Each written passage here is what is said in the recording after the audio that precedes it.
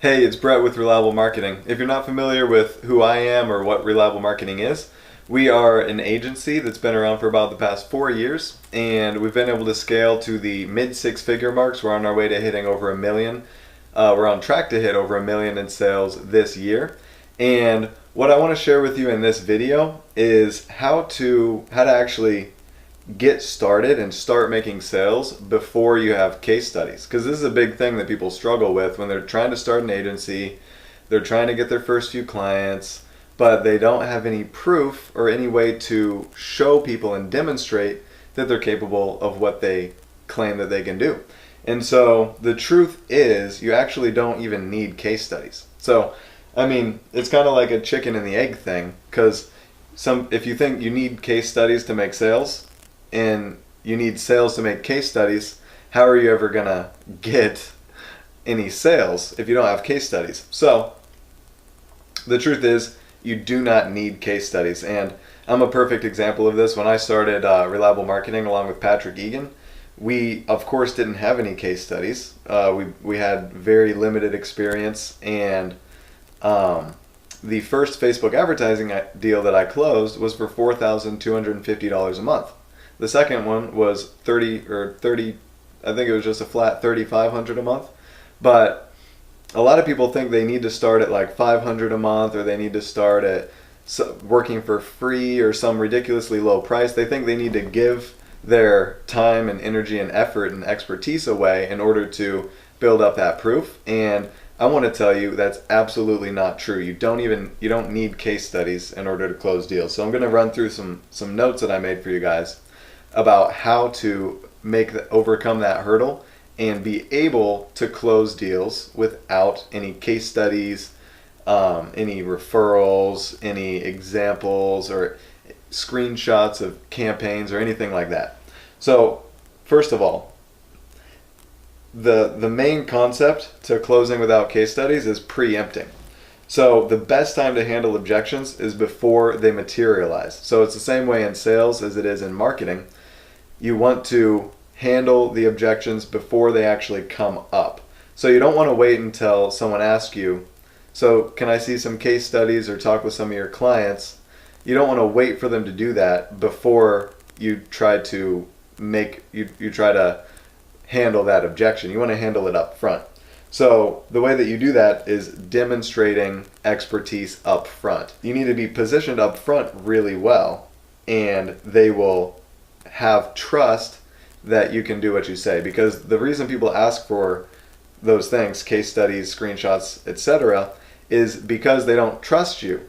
And they don't trust you because they don't know anything about you. They don't have any reason to trust you. So preempting and positioning yourself as an expert up front is how you give them reason to trust you. So there's a couple ways you can do that. So obviously, in this scenario, you don't have any clients. If you have some clients and you have case studies and examples of your work, then you can show that. I'll talk in a minute about why it's not even that good of a thing to do, and why selling with case studies, referrals, and screenshots and examples is not the best way to go. I'll talk about that in a minute.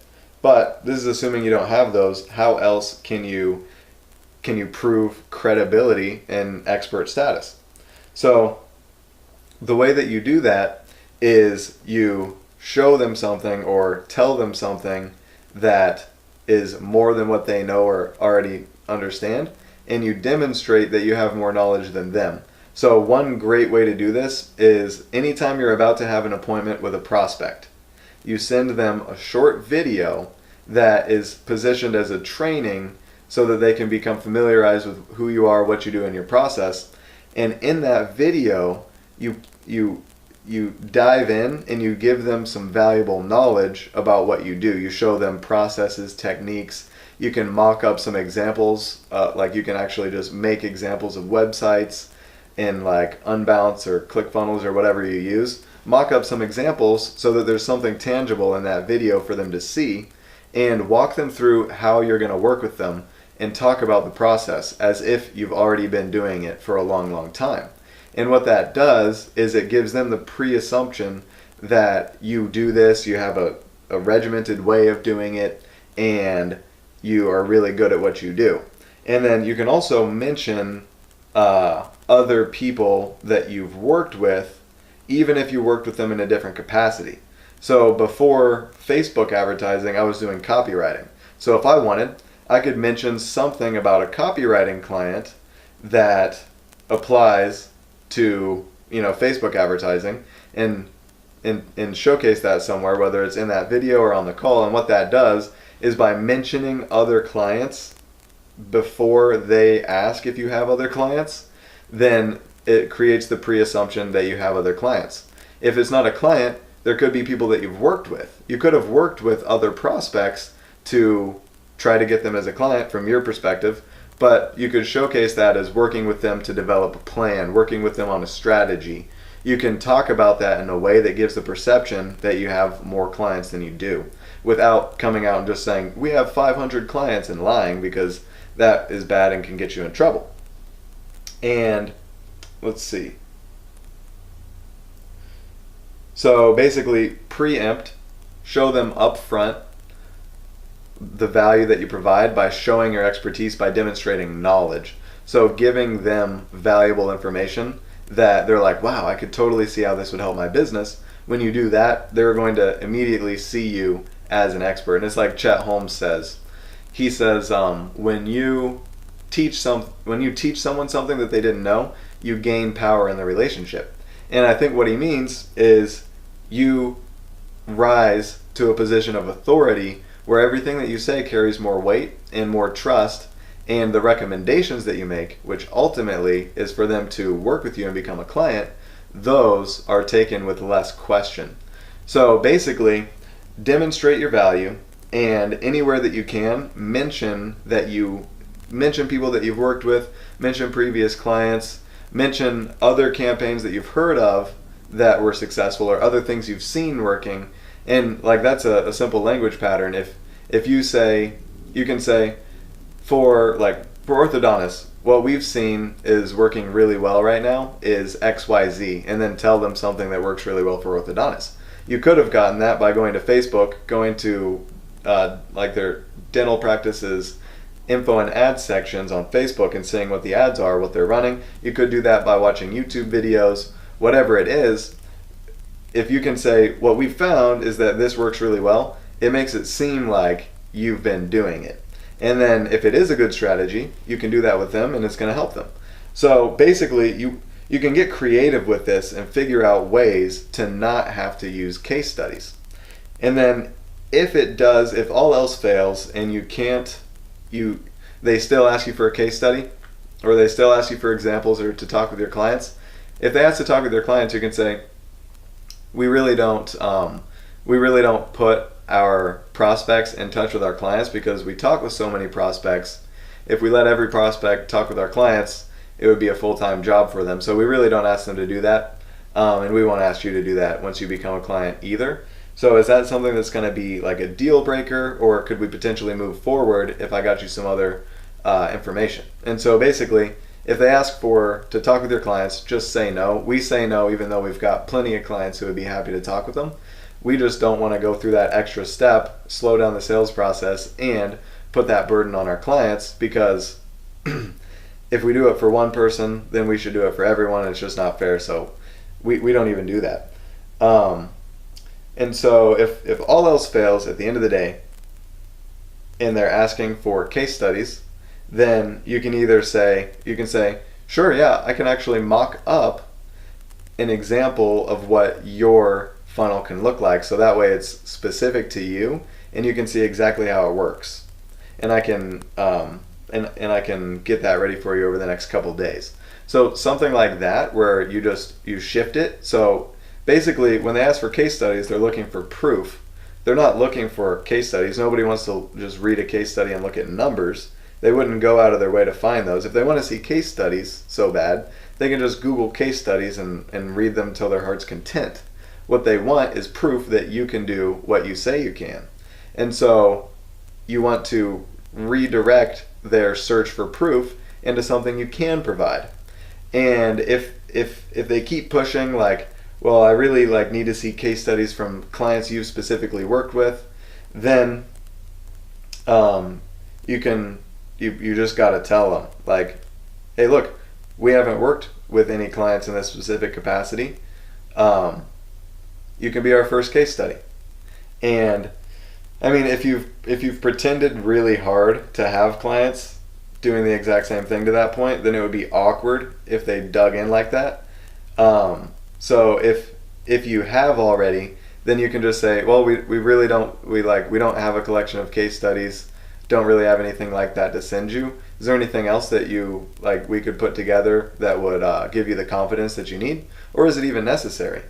And because sometimes they'll ask for it, but it's not necessary. So if you ask, like, is that going to be a deal breaker, then it's up to them to decide, and you don't have to solve that problem. So you don't have to solve every question or every problem that your prospects come to you with.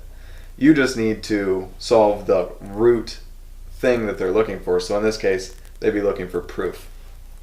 So that's how you can close deals without any case studies. The biggest points on that are to preempt. So you want to handle objections before they come up. So like a quick video you send them before they get on a call with you, that positions you as an expert, gives them valuable information, and maybe even gives them a few things of substance, like the strategy or methods that you use. You could mock up some creative in there, or whatever it is. Something that is physical, tangible, they can look at. It's going to reduce the amount of doubt that they have. Because mostly you get the question of, can I see case studies, can I talk to your clients, when they don't think that you're really an expert. They wouldn't ask someone who they really are convinced is an expert for that stuff. And that's why we rarely get that type of question, except for people who don't go through the process correctly and they end up on the phone with one of our sales team. So let's see. Oh, and then the final thing that I wanted to touch on is selling with case studies is not how you should lead. You shouldn't lead with selling off of screenshots or case studies or testimonials or referrals or any of that stuff, because it gets people in analytical mode. So if you send a case study, they're going to start analyzing whether what you send them is going to work for their case, which it might not be. You might have one dentist that is a prospect and they do general orthodontistry, and you have another dentist who is a client and they do Invisalign. And when you show that Invisalign case study to the general dentistry, they are going to say, well, this isn't exactly like my business, I don't know if this will work. And they'll start getting all scared and weird about it, when really what you need to prove to them is not that you did it before, but that you have the ability to help them. So they just think that doing it before is proof that you can help them. But in some cases, that's not even true. So you need to redirect, again, that concern, redirect it to the core issue, which is belief that you can do it. And in general, case studies and screenshots of campaigns and those things, they can help to create that belief from them, but it's not guaranteed and it's not very direct. So it's better to sell off of like consultative selling, where you ask them about their business, you get a really clear idea of what they need, what they're looking for, what their concerns are, what their hopes are, and then you tie that all into a presentation that shows them how to go from struggling where they're at, or get the pain of the situation that they're at, and into the promise or the desired future that they want to get to. And so when you focus on that, making that shift, and you focus your conversation around that emotional process, then you have the emotional buying power that's necessary. Because like they say, buying is done with, it's started with emotion and then is justified with logic. So if you get the emotion right where they want it and they want to buy it, then they will organize the logic in a way that they need to in order to solidify the decision and follow through. So you make it your job to build the emotional case, and then you let them show you how to fill that in with logic in a way that makes sense to them and works for them. So I really hope that you found this valuable. And let's see, anything else to cover? Nope. So I hope that you found this valuable, and if you are interested in learning a complete prospecting outbound system with everything from prospecting to creating that video we talked about, where to get in touch with clients, what to say to them to get them to book an appointment, how to schedule the appointment, what that video should look like, how exactly to handle the sales process, and then how to take that organic system of client generation and turn it into a paid system that puts appointments into your calendar automatically, then we have a training that the link should be somewhere around here. It could be down below, not sure exactly. But there's a link around here, and if you click that link or button, you'll be taken to that video training, and you'll get a ton of insight. If you think this is valuable, there's going to be tons of valuable insights in that training, and I look forward to seeing you there.